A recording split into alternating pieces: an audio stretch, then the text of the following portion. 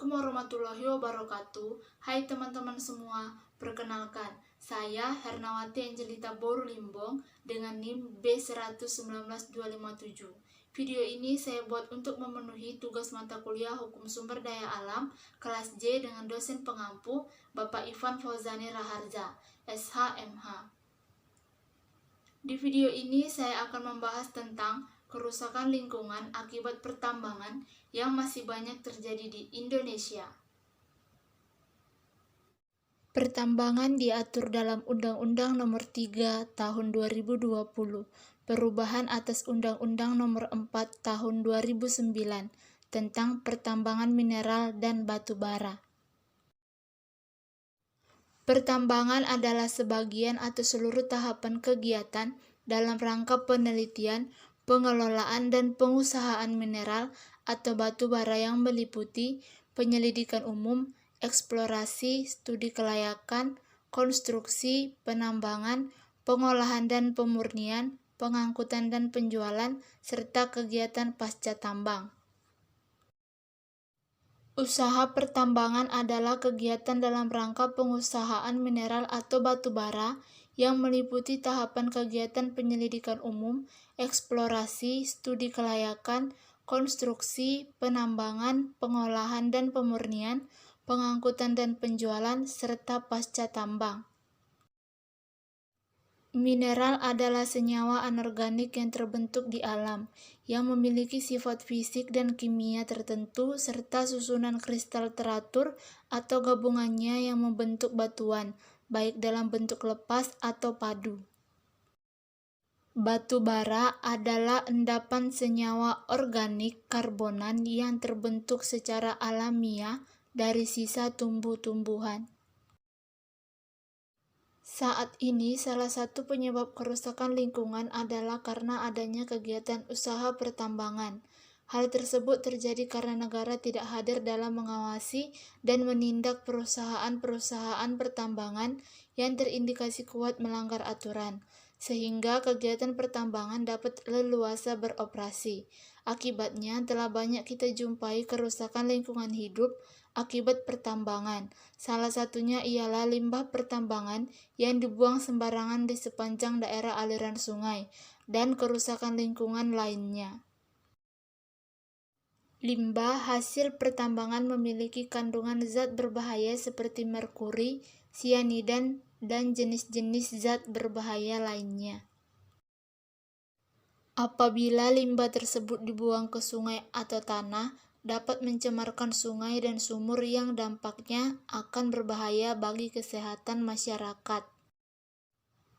Reklamasi adalah kegiatan yang dilakukan sepanjang tahapan usaha pertambangan untuk menata, memulihkan, dan memperbaiki kualitas lingkungan dan ekosistem agar dapat berfungsi kembali sesuai peruntukannya. Kegiatan pasca tambang yang selanjutnya disebut pasca tambang adalah kegiatan terencana, sistematis, dan berlanjut setelah akhir sebagian atau seluruh kegiatan usaha pertambangan untuk memulihkan fungsi lingkungan alam dan fungsi sosial menurut kondisi lokal di seluruh wilayah penambangan. Banyak perusahaan tambang yang tidak membayar jaminan reklamasi dan kegiatan pasca tambang, padahal kewajiban tersebut telah diatur dalam Undang-Undang Nomor 4 Tahun 2009. Saat ini banyak lubang bekas tambang yang tidak direklamasi karena aturan yang tidak tegas. Ditambah revisi Undang-Undang Minerba terbaru tidak menetapkan secara tegas aturan reklamasi dan kegiatan pasca tambang.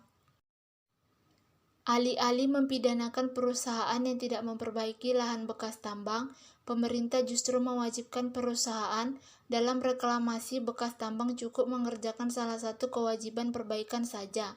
Perusahaan tambang dapat memilih antara kegiatan reklamasi atau kegiatan pasca tambang.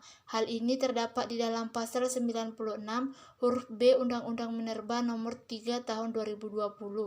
Tidak hanya itu, perusahaan yang terbukti abai dan tidak melaksanakan reklamasi ataupun kegiatan pasca tambang dapat memperpanjang izin kontraknya. Hal ini terdapat dalam pasal 169A Undang-Undang Minerba Nomor 3 Tahun 2020. Saran saya agar kegiatan pertambangan tidak lagi membuat kerusakan lingkungan, yaitu pemerintah harus lebih rajin lagi terjun ke perusahaan pertambangan untuk melakukan pengawasan. Setiap pemberian izin usaha pertambangan atau IUP, pemerintah harus memperhatikan dan memonitoring lingkungan sekitar dan mencabut izin operasi perusahaan pertambangan yang melanggar AMDAL. Dan hal yang paling penting juga, perusahaan tambang wajib melakukan reklamasi bekas penggalian pertambangan. Karena apabila tidak dilakukan reklamasi pada lubang bekas tambang tersebut, pada saat hujan maka akan terjadi genangan air yang membentuk danau, sehingga akan membahayakan bagi masyarakat setempat, terutama anak-anak. Telah banyak terjadi kasus anak-anak yang tenggelam karena lubang bekas tambang tersebut. Ada beberapa cara upaya menurut saya sebagai upaya pemanfaatan lahan bekas tambang. Kegiatan reklamasi untuk lokasi bekas tambang dapat dilakukan dengan beberapa upaya, yaitu: pertama, area bekas tambang umumnya akan bersifat gersang karena dampak dari kegiatan pertambangan. Hal tersebut tentu saja membuat tanaman akan sulit tumbuh, sehingga menjadikan lahan tersebut kritis. Namun, untuk mengatasi hal tersebut, sangat perlu dilakukan revegetasi tanaman lokal. Revegetasi tanaman lokal akan jauh lebih mudah beradaptasi dengan lingkungan, sehingga persentase keberhasilan revegetasi jauh lebih besar daripada jenis tanaman lainnya. Tak hanya itu saja, dengan menggunakan tanaman lokal juga sudah merupakan upaya untuk menjaga serta melestarikan keanekaragaman hayati. 2. Lahan yang digunakan sebagai penambangan dapat diperbaiki dengan cara mengolah kualitas tanahnya, sehingga kembali seperti semula, meskipun tidak akan sesempurna sebelumnya. Cara lain yang bisa diterapkan adalah dengan menanam buah-buahan dengan tujuan untuk mengundang aneka satwa, seperti burung dan kelelawar. Satwa tersebut diharapkan dapat menyebarkan benih-benih hingga dapat tumbuh di daerah bekas tambang. 3. Memanfaatkan mikroorganisme yang dapat membantu menyuburkan tanah, seperti bakteri dan fungi. Melalui kedua mikroorganisme tersebut, ekosistem tanah dapat diperbaiki dengan cepat, sehingga lingkungan tambang dapat kembali seperti semula. Beberapa fungi ternyata juga dapat membantu membentuk asosiasi ektotropik dalam sistem perakaran pohon yang tumbuh di hutan. Mikroorganisme memiliki banyak keistimewaan, termasuk mudah beradaptasi dan memiliki kemampuan untuk mengurai bahan organik serta membantu proses pembekuan mineral yang ada di dalam tanah. 4. Memperbaiki keseimbangan lahan dengan melibatkan tanaman berklorofil. Teknik ini dimanfaatkan sebagai penyerap kandungan polutan yang ada di dalam tanah dengan bantuan tumbuhan berklorofil tersebut. Dengan melakukan upaya ini, kandungan polutan di dalam tanah dapat berkurang. 5. Bekas tambang yang berupa lubang besar dapat dimanfaatkan sebagai tempat wisata yang mengedukasi. Dengan membuka tempat wisata di area ini akan menambah wawasan terkait pertambangan untuk para pengunjung. Namun, upaya ini harus dilakukan dengan memperhatikan standar keamanan, karena lubang bekas tambang cukup berbahaya. Berikut ini saya tampilkan lokasi-lokasi bekas penambangan yang kini menjadi tempat wisata.